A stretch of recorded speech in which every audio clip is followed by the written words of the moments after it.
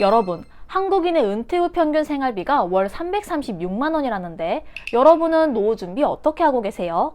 아직 젊다고 미루다가 나중에 진짜 큰일 나요. 근데 단 한 가지 방법으로 세금 혜택도 챙기고 장기 투자도 가능하다는 사실 알고 계셨나요?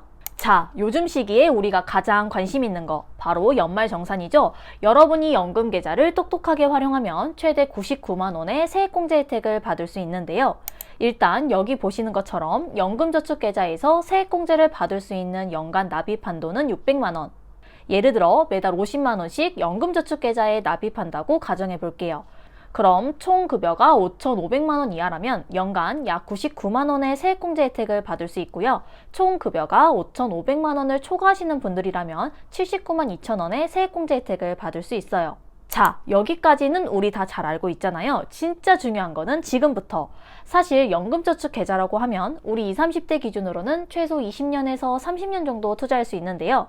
그럼 20, 30대가 매달 50만 원씩 20년을 S&P 500 ETF에 적립식 투자한다면 어떻게 될까요? 20년 후 총 투자 원금은 1억 1,950만 원.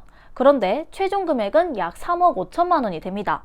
즉, 20년 뒤에는 원금이 3배 이상 불어나는 구조가 만들어지는 거예요. 그런데 이런 분들도 분명 있어요. 우리 20, 30대 분들은 결혼이나 내 집 마련 등 인생의 큰 이벤트를 앞둔 시기잖아요. 그래서 나는 매달 50만 원을 넣는 건 부담스럽고 한 30만 원 정도는 넣을 수 있을 것 같아. 그럼 계산해 볼게요. 현재 30대인 철수가 매달 30만 원씩 S&P 500 ETF에 20년을 투자한다고 가정하면 총 투자 원금은 7,170만 원. 그런데 최종 금액은 약 2억 1,500만 원이 됩니다. 이렇게 납입 금액이 적어도 오랜 기간 길게 투자하는 것, 이게 연금 투자의 진짜 핵심이죠. 그래서 우리 20, 30대에게 연금 투자는 단순히 매년 세액공제를 받을 수 있을 뿐만 아니라 시간의 복리라는 강력한 효과를 노릴 수 있는 투자 계좌입니다. 그렇다면 매달 100만 원씩 5년, 10년, 그리고 15년 동안 단순히 저축만 했을 때와 S&P 500 ETF에 적립식 투자를 했을 때 얼마나 차이가 날까요? 먼저 5년 동안 매달 100만 원씩 저축만 했을 때는 최종 금액은 6천만 원. 그런데 S&P 500 ETF에 적립식 투자를 했다면 최종 금액은 약 7,729만 원.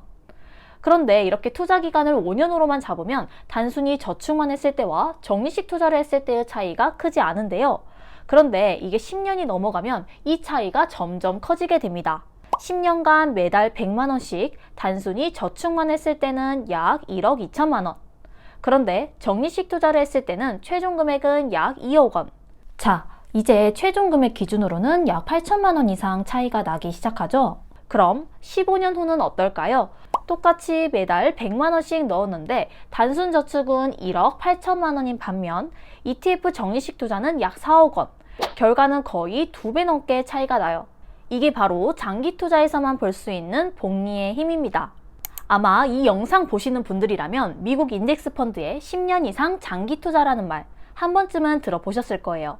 미국 S&P 500 지수는 미국을 대표하는 우량 기업 500개로 구성된 미국 대표 지수인데요. 실제로 10년 동안 S&P 500 지수의 연평균 수익률은 약 10%. 이렇게 차트로만 봐도 꾸준히 우상향해왔고 정기적으로 리밸런싱이 되기 때문에 기업 가치가 떨어지면 비중을 줄이고 새로운 강자가 등장하면 자연스럽게 비중이 늘어나서 저와 같은 평범한 직장인들이 정말 마음 편하게 투자할 수 있는 상품이에요. 그리고 중요한 사실 하나. 여기 보시는 것처럼 미국 시장은 장기적으로 우상향한다는 게 역사적으로 여러 번 증명되었습니다. 2008년 글로벌 금융위기, 2020년 코로나 팬데믹 등 그 어떤 위기에서도 S&P 500은 이전 고점을 회복하고 매번 새로운 신고가를 만들어냈는데요. 물론 과거가 미래를 100% 보장할 수는 없지만 급락 후 반등 그리고 신고가 경신이라는 흐름은 미국 시장의 오랜 패턴으로 자리 잡고 있습니다. 그리고 요즘같이 환율이 많이 오르면 달러 자산에 대한 관심도 높아지는데요. 결국 S&P 500 ETF는 달러 기반의 자산이기 때문에 미국 기업에 투자하는 동시에 달러 보유 효과까지 얻을 수 있는 장점이 있습니다. 그래서 S&P 500 ETF는 저를 포함한 많은 분들이 연금 계좌에서 투자하는 종목 중 하나죠. 자, 그런데 여러분, S&P 500에 장기 투자할 때 꼭 확인해야 할 핵심 지표가 하나 있습니다. 바로 추적 오차율. 이게 뭐냐면 이 ETF가 지수를 얼마나 정확하게 따라갔는지 보여주는 지표예요. 쉽게 말해 ETF는 기초지수의 수익률을 그대로 반영하는 게 목표인데 ETF가 추정하는 기초지수의 수익률과 실제 ETF 수익률 간의 차이를 추적 오차라고 하는데요. 추적 오차율이 높은 ETF의 경우 기초지수보다 비싸게 매수할 수 있는 리스크가 있어요.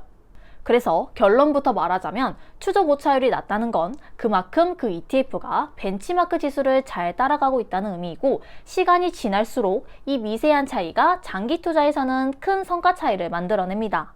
특히 S&P 500 같은 적립식 장기 투자 상품이라면 추적 오차율을 확인하는 게 정말 중요한데요. 자, 그런데 여기서 한 가지 궁금해지죠. 그럼 국내 상장 미국 S&P 500 ETF 중 실제로 어떤 운용사의 ETF가 추적 오차율이 가장 낮을까요?